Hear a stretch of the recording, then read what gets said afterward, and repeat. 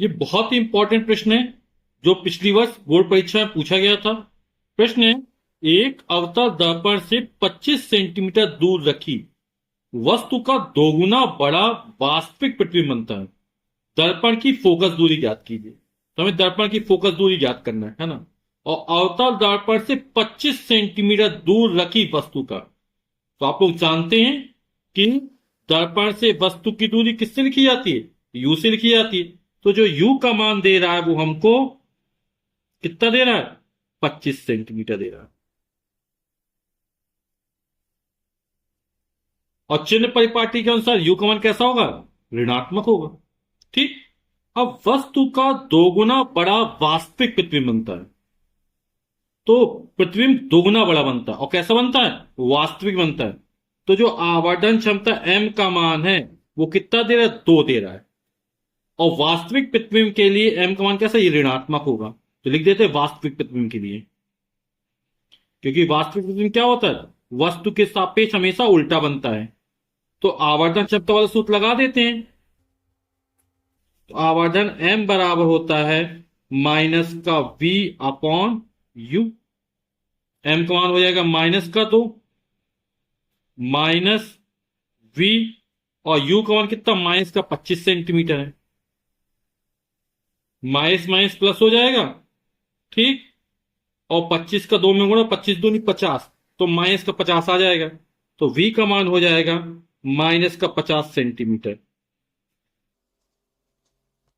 हमें दर्पण की फोकस दूरी ज्ञात करना है ना। तो u का मान हमको दिया है, v का मान हमने निकाल लिया। तो दर्पण का सूत्र लगा देंगे, 1/f बराबर 1/v प्लस 1/u। तो दर्पण का सूत्र है 1/f बराबर 1/v प्लस 1/u। मान रख देते हैं 1/v, और v का मान है माइनस का 50 प्लस 1/u, u का मान है माइनस का 25। इसको लिख सकते हैं माइनस का 1/50, या प्लस माइनस का माइनस हो गया 1/25। 50 और 25 का एलसीएम लासा कितना निकल आएगा? 50 ही निकलेगा। 50 का भाग 50 में देंगे, 1 बढ़ जाएगा। एक एक अन्ना में 1, तो माइनस का 1 हो गया। 25 का भाग 50, 25 दूनी 50, 2 बार गया है ना।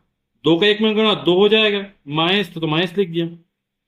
-1 -2 माइनस का 3/50 हो जाएगा। तो 1/f बराबर निकला माइनस का 3/50। f का मान निकालना है, दोनों को तरफ व्युत्क्रम कर देते। ये 50 से कम 50, 3f बराबर 50 हो जाएगा है ना, माइनस का। f का मान निकालेंगे तो 3 में चला जाएगा। तो f का मान निकल आएगा हमारा माइनस का 50/3। ठीक है। f का मान निकालेंगे तो 3f बराबर माइनस का 50 होगा। 3 गुणा f बराबर 50, तो f बराबर 3 में चला जाएगा, तो 50/3 हो जाएगा।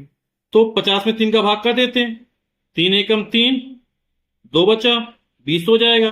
3 छंग 18, फिर 2 से फल बचा। अब तो कुछ हटाने को बचा नहीं, 0.0 बढ़ाएंगे। 3 छंग 18, 3 छंग 18 है ना, इतने सेंटीमीटर हो जाएगा। अवतल दर्पण की फोकस दूरी कैसी होती है? ऋणात्मक होती है। ठीक है। तो हमको मिल गया f बराबर माइनस का 16.666 या 16.67 सेंटीमीटर। ठीक है। ये अवतल दर्पण की फोकस दूरी हमने निकाल ली। यही हमारा उत्तर हो जाएगा।